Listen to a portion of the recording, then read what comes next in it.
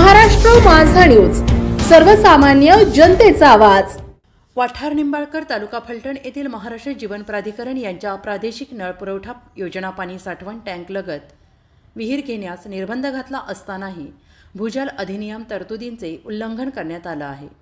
महाराष्ट्र जीवन प्राधिकरण अधिकारी यांना हाताशी धरून संबंधित शेतकरी यांनी फोकलेनच्या सहाय्याने कोणत्याही शासकीय विभागाची पूर्वपरवानगी न घेता पिण्याच्या साठवणूक टँक लगत विहीर खोदाई केली आहे।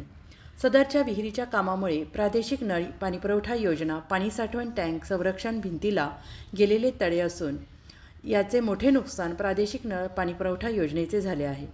महाराष्ट्र जीवन प्राधिकरण अधिकारी यांच्या दुर्लक्षपणामुळे पश्चिम भागात नियमबाह्य विहिरी आणि बोअरवेल घेण्याचे त्याची नोंद 7/12 सदरी करण्याचे प्रमाण वाढले असून यावर वेळीच नियंत्रण न आणल्यास भविष्यात तालुक्यात दुष्काळ परिस्थितीत अधिकच भर पडणार आहे।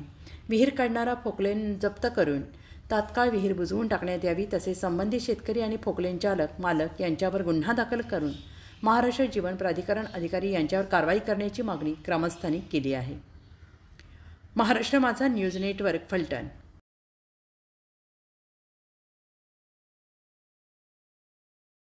राज्याच्या कानाकोपऱ्यातील महत्त्वाच्या व ताज्या बातम्या पाहण्यासाठी महाराष्ट्र माझा या न्यूज चॅनलला YouTube वर सबस्क्राइब करा आणि बेल आयकॉन प्रेस करा।